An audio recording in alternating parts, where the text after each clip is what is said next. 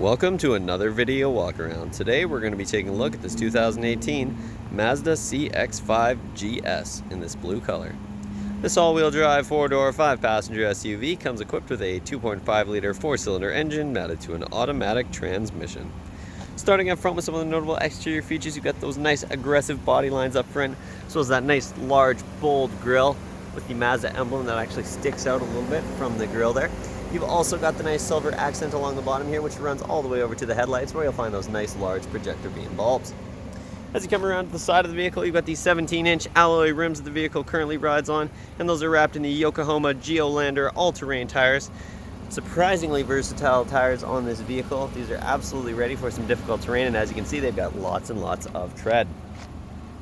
As we continue down the vehicle here, you'll find the nice thin LED turn signal indicator integrated into the bottom of the mirror. And along the bottom of the windows there, you've got the nice silver accent. Speaking of the windows in back, they are tinted for some additional privacy for the rear passengers or rear cargo, and that tint continues in back as well. Up top, you'll find the nice color-matched roof fin antenna, as well as the color-matched roof spoiler with the integrated brake light. Back here, you've also got a nice handy rear windshield wiper, as well as the CX-5 all-wheel drive badging, and over on the other side, you'll find the Sky Active Technology badging. To round out the nice sporty profile, you've got the dual exhaust underneath with the chrome tips. If you're looking for a nice sporty vehicle that's still got lots of luxury features, you've found it in this Mazda CX-5. So let's go ahead and hop inside and get started with all the interior features. Hopping inside this stylish SUV is nice and easy thanks to the proximity smart key system. Of course, you do have the standard remote keyless entry options on the key fob as well, and you'll also find the power liftgate button so you can pop the hatch without having to hop in the vehicle. All you have to do to unlock the vehicle is walk up with the key on your person and press the button on the door handle here to unlock the vehicle, and of course when you hop out you can press the button again to lock the vehicle. Inside, you're greeted with the very stylish and premium mixed material seating here. You've got the black leather along the outsides of the seat, and in the center here you've got that nice suede insert. Very, very comfortable and premium seats. Just below the driver's seat here, you'll also find the power adjustable seat controls, and if you take a look in the footwell there, you've got the nice CX-5 branded mats. So let's go ahead and hop inside, fire this vehicle up, and get started with all the bells and whistles. The features inside this CX-5 start with the push button ignition. Simply put your foot on the brake and push the button to start the vehicle as long as the key is inside. If we take a look over at the driver's side door panel, you'll find the controls for the power windows, locks, and mirrors, and as an added bonus, all of your windows are one touch down, one touch up automatic. Underneath, you've got some additional storage as well as an extra speaker integrated into the door panel. And just to the right, you'll find the button for your power liftgate as well as the button for your traction control. If you take a look under the steering column here, you do have the manual adjustment for your tilt and telescoping steering wheel, so you can easily get it in the perfect position. And if you take a look just behind the wheel at the turn signal stalk, you'll notice that this vehicle comes with automatic headlights, and over on the other side you'll find automatic windshield wipers, both of which are great set it and forget it features. If we back up, take a look at the wheel here, you've got a very nice leather wrapped 3-spoke steering wheel. You've also got some subtle bolsters up top for a nice ergonomic design, and the nice silver accent piece at the bottom. Over on the left hand side here, you'll find the steering wheel mounted audio controls, which includes your volume rocker and track selector buttons. You've also got the voice recognition button as well as the Bluetooth hands-free calling buttons. You'll also find the info button, which cycles through the screen on the right hand side of the gauge cluster, so we'll go ahead and take a look up there in just a moment. And over on the right hand side of the wheel, you've got the buttons for your cruise control system, which is great for those highway drives. If you go ahead and take a look up at the gauge cluster there over on the right hand side, you've got the vehicle's temperature gauge up in the top, and just below that you've got the exterior temperature. All the way at the bottom you'll find the digital fuel gauge as well as the odometer, and you can see that this vehicle currently has 32,094 kilometers. You can cycle through the screen in the center there with the button that I showed on the steering wheel. You've got your range as well as your average and current fuel consumption, and you've also got the compass as well. If you take a look towards the center of the dash here, you'll find your tablet-style touchscreen infotainment system jetting up from the center of the dash. You can use the touchscreen functions, or if you're more comfortable, you can also use the tactile controls down below to navigate the system. If you click into applications over on the left-hand side here, you'll find the HD radio traffic map as well as your fuel economy monitor and vehicle status monitor. You've also got lots of different audio options in here, including your AM/FM radio. You've also got AHA, Pandora, Stitcher, 2 USB ports, an auxiliary port, and Bluetooth audio, so you can be sure that you can listen to your own audio regardless of the type of device that you have. Speaking of device, if it is hooked up, you can access the communication screen in the center there. You've also got a compass here, so you can quickly check which direction you're traveling. You've also got your latitude, longitude, and elevation at the bottom there. Finally, you've got lots of different settings to go through in the menu here. You can scroll through up top. You've got lots to go through and customize to your preferences.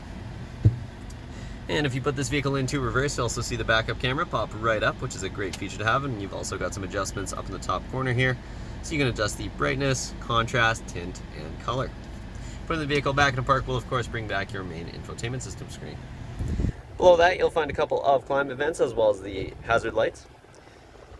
As we continue down here, you'll find the 3-stage heated seats for both front passengers as well as the button for your heated steering wheel. You've also got the passenger airbag warning, and just underneath here you'll find the dual zone climate controls for the vehicle, so you can adjust the temperature independently for the driver and the passenger. It's also an automatic system, so if you hit the auto button, you'll let the vehicle adjust the fan speed, heat, and placement to get it to your desired temperature. For those hot summer days like today, of course, you do have air conditioning, which is a very necessary feature in the Okanagan. As we continue down here, you've got the 12-volt outlet to keep the devices charged up and a nice little tray to drop them in. As we continue down here, you've also got the nice leather boot to your shifter, and as you can see, you can put it into a manual mode if you're looking to manually shift between the gears. You've also got the sport button here if you're looking to get a little bit of additional performance out of the vehicle. As we continue down, of course, you've got the navigation buttons that I showed earlier, as well as the parking brake. You've also got a couple of centrally located cup holders here, as well as a nice padded armrest, and if we open that up, you'll reveal the center console with the nice tray up top to keep the smaller items. It helps keep things organized because you can put the larger items underneath there. This is also where you'll find the SD card slot, 2 USB ports, the auxiliary input, and the additional 12-volt outlet to keep all of your devices charged up. Take a look over on the passenger side here. You've got a nice large glove box with the owner's manual inside. And over on the passenger side door panel, you've got the same great design that we found on the driver's side, as well as, of course, the controls for the power locks and the passenger side window. Taking a look up top, you'll find an auto-dimming rear mirror, so that'll keep your mirror nice and dim automatically without you having to flip it down at nighttime. And you've also got the 3 programmable garage door buttons here, so you can easily access your garage without having to dig out your key fob.